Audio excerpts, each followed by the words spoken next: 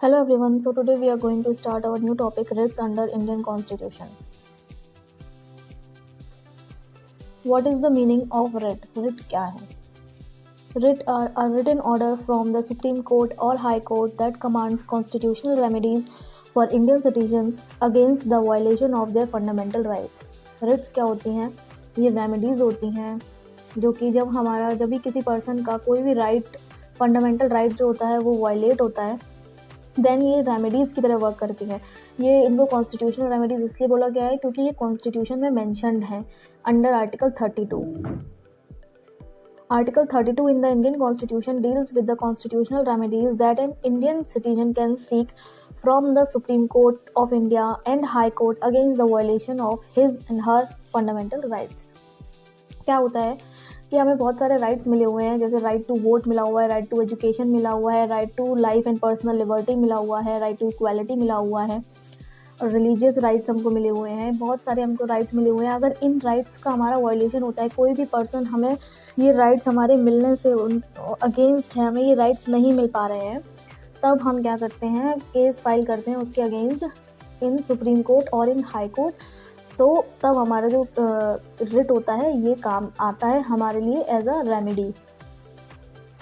Now the same article gives the Supreme Court power to issue writs for the enforcement of rights, whereas the high Court has the same power under article 226। 32 article के अंदर ये mentioned है कि 5 Ritz होती हैं, और article 32 में ये भी मैंशनड है कि सुप्रीम कोर्ट के पास पावर है अंडर दिस आर्टिकल कि वो इसके लिए केस लड़ सकता है, और जितने भी पिटिशंस आएंगी इसके रिगार्डिंग उसको ये हैंडल आउट करेगा। और ये जो हाई कोर्ट है उसके पास पावर है आर्टिकल 226 में।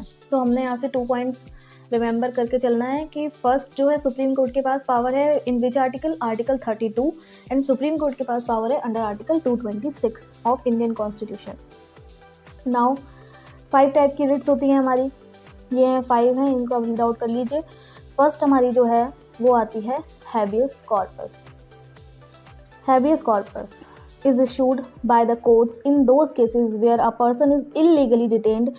Habeas corpus means to have the body, and it is one of the most effective remedies available to a person detained. Habeas corpus ये क्या होती है? ये हमारी सबसे मोस्ट इम्पॉर्टेंट रिट होती है। इसमें हमें क्या बताया जा रहा है कि जब भी कोई भी पर्सन, किसी भी पर्सन को कोई भी अथॉरिटी, कोई भी अथॉरिटेटिव पर्सन इलीगली डिटेन कर लेता है। इलीगली डिटेन का मतलब क्या होता है कि उसने कोई भी क्राइम नहीं किया हुआ है, उसने कोई भी मिस्टेक नहीं की है, कोई भी उसने रॉन्गफुल एक्ट नहीं किया है, उसके बाद भी उसको डिटेन कर लिया जाता है, उसको अरेस्ट कर लिया जाता है। तो ये क्या करती है, ये जो हैबियस कॉर्पस रिट है ये तब यूज़ की जाती है as a remedy. By this writ the court commands the person और authority who has detained or restrained another person to present such person before the court. The court requires the detaining person to provide the grounds on which the person has been detained, and if he fails to provide a valid ground, the person who has been detained will be released by the court immediately. यहाँ पे क्या होता है कि suppose police ने किसी person को detain कर लिया है, अरेस्ट कर लिया है। अब यहाँ पे पुलिस के जो ऑफिसर है उसके ऊपर ये रिस्पॉन्सिबिलिटी, ये ऑब्लिगेशन आ जाती है कि उसको विद इन 24 आवर्स के अंदर उसको मजिस्ट्रेट के सामने पेश करना है, उसको लेकर जाना है जिसको उसने पकड़ा है ए को, और वहाँ पे प्रूफ करना है कि उसने क्या क्राइम किया था जिसकी वजह से उसने उसको अरेस्ट किया है, क्या ऑफेंस था, उसने क्या क्राइम किया था, क्या रॉन्गफुल एक्ट किया था जिसकी वजह से उसको अरेस्ट किया गया है, उसके ऊपर ये लायबिलिटी आ जाती है। और अगर वो ये प्रूफ नहीं कर पाता है देन जो होता है ना, वो कोर्ट इमीडिएटली उस पर्सन को रिलीज कर देती है, छोड़ देती है। अब इलस्ट्रेशन है, A is wrongfully detained by B a police officer. A है, उसने कोई क्राइम नहीं किया हुआ है, बिना गलती के भी उसको सजा मिल रही है, उसको बी जो एक पुलिस ऑफिसर है उसने उसको पकड़ लिया है। A writes to high court regarding the same. The high court summons B with A and ask the ground for detaining A. अब जो A होता है उसने केस फाइल किया है इन high court under section, which section 226 of Indian constitution. तो यहाँ पे जब हाई कोर्ट में ये केस जाता है देन हाई कोर्ट B को बोलती है कि आपको ये प्रूफ करना पड़ेगा किस ग्राउंड्स के, किस वजह से, ग्राउंड्स मीन किन किन कारणों की वजह से, क्या क्या रीजंस थे, A ने ऐसा क्या किया था कि आपको उसको अरेस्ट करना पड़ा, ये आपको प्रूफ करना है। If B fails to provide a valid ground, उसकी। एंड देन जो हाई कोर्ट है वो उसको डिमांड करता है कि फॉर ऑर्डर पास करता है कि वो अपनी ड्यूटी को परफॉर्म करे और फुलफिलमेंट ऑफ ड्यूटी बाय ए, और ड्यूटी ए को अपनी फुलफिल करनी पड़ेगी। तो इसमें ये क्या होती है, ये रिट हमारे लिए इसलिए इशूड की जाती है। इसका एक हमें एडवांटेज होता है कि जो भी पर्सन कोई भी पोजीशन होल्ड करते हैं, अगर कोई भी पब्लिक सर्वेंट है तो ये उनकी ड्यूटी को परफॉर्म करवाता है। आपको उसको अरेस्ट करना पड़ा, ये आपको प्रूफ करना है। If B fails to provide a valid ground और justification for his detention, A will be free to go. अब अगर ए को ये प्रूफ नहीं कर पाता है ए कि उसने बी ये प्रूफ नहीं कर पाता है कि उसने ए को क्यों पकड़ा है, क्यों अरेस्ट किया है, क्या क्या उसने ग्राउंड्स बताए हैं। अगर उसने बताया है कि हमने इन रीजंस जो थे, ये जो फर्दर रीजंस है, इनकी वजह से हमने उसको अरेस्ट किया है, बट अगर वो रीजंस वैलिड नहीं होते हैं अंडर लॉ, तो उसको जो ए है उसको इमीडिएटली उसी at a time same place उसको रिलीज कर दिया जाएगा, क्योंकि वहाँ पे उसके अगेंस्ट कोई भी केस जो था वो प्रूफ हो ही नहीं पाया था और वहाँ पे वो इलीगली डिटेन था, जबकि उसने कोई भी ऐसा क्राइम किया ही नहीं था। तो ये होती है हमारी हैबियस कॉर्पस। अब आती है हमारी second writ, mandamus. In the writ of mandamus the superior courts order the inferior courts to do an act और to abstain from doing an act. यहाँ पे मैंडेमस में क्या होता है, ये एक रिट है जो कि सुपीरियर कोर्ट ऑर्डर करते हैं। सुपीरियर कोर्ट्स में क्या आएंगे, सुप्रीम कोर्ट आएगा, हाई कोर्ट आएगा, ये सुपीरियर कोर्ट्स आते हैं। और इंफीरियर कोर्ट्स होते हैं हमारे डिस्ट्रिक्ट कोर्ट है, क्रिमिनल कोर्ट है, फैमिली कोर्ट है, सिविल कोर्ट्स हैं, सेशन जो होते हैं वो सेशन जजेस होते हैं, सॉरी। तो ये जो सारे कोर्ट्स हमारे, ये इंफीरियर कोर्ट्स में आएंगे। तो आपको इंफीरियर और सुपीरियर का इसमें कोर्ट्स का ही आपको इसका डिफरेंस पता चल गया है। तो इसमें हमें ये बताया गया है कि जितने भी सुपीरियर कोर्ट्स होते हैं वो ऑर्डर पास कर सकते हैं इंफीरियर कोर्ट्स को कि उनको ये काम करना है, और वो एक कोई काम कर रहे हो तो उसको वो रोक भी सकते हैं कि अब आप ये नहीं भी कर सकते हैं। कैन डू एन एक्ट और to abstain from doing an act, उनको रोक भी सकते हैं।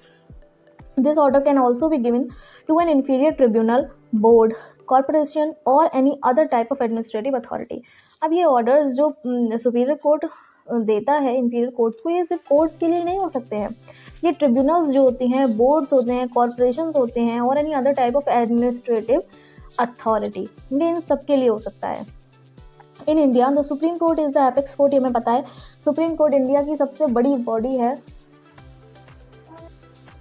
तो इन इंडिया जो सुप्रीम कोर्ट है हमारा, वो क्या है, एपेक्स बॉडी है, सबसे सुपीरियर बॉडी है, सबसे सुपीरियर कोर्ट है। वो कौन सा है, सुप्रीम कोर्ट है, इसके बाद कोई भी कोर्ट नहीं है। Therefore, it has the power to issue the writ of mandamus even against the High Court, even though the High Courts have also been provided with the power to issue such writs under Article 226.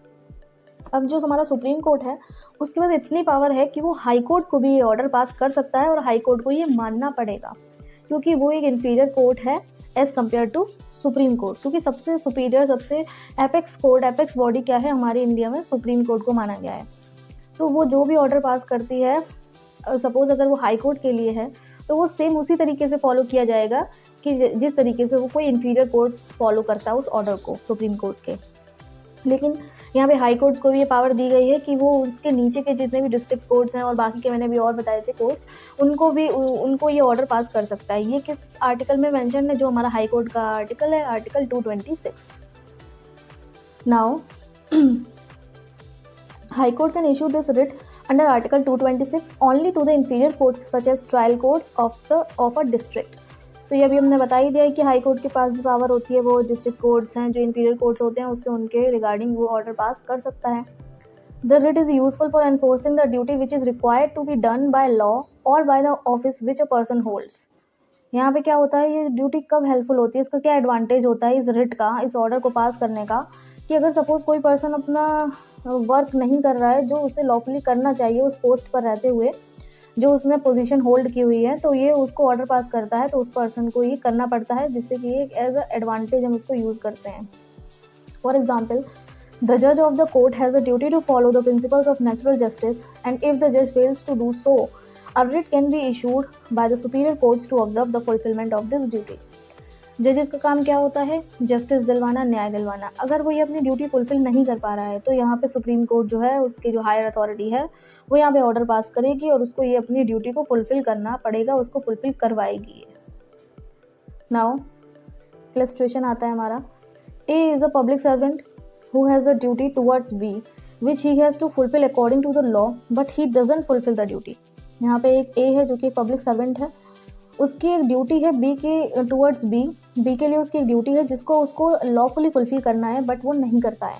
B is aggrieved by this non-performance and therefore approaches to High Court for demanding the fulfillment of the duty by A. अब यहाँ पे क्या होता है, जब उसकी duty fulfil नहीं करता है, जब ए जो जिस पोस्ट पे वो उसने होल्ड कर, प्रोहिबिशन में क्या होता है, सुपीरियर कोर्ट का ऑर्डर पास करता है. कब ये रिट इशू करता है, जब इंफीरियर कोर्ट ने ये ऑर्डर पास नहीं किया होता है, उसके पहले, उसके ऑर्डर पास करने से पहले ये सुपीरियर कोर्ट रिट इशू करते हैं. बट जो हमारी दूसरी है उसमें क्या होता है कि यहाँ पर जब इंफीरियर कोर्ट जो है वो ऑर्डर पास कर चुका होता है, उसके बाद after passing of the order by the inferior court, then जो सुपीरियर कोर्ट होता है ये इस रिट को इशू करता है. तो ये इसके बीच का मेजर डिफरेंस होता है. Now end of this session हमारा आज का इतना ही था, and I hope you all enjoy and learn from this video. तो आज के लिए इतना ही रखते हैं, एंड अपकमिंग सेशन हमारा बहुत इंटरेस्टिंग होगा, and it will be a suspense for you guys. Thank you.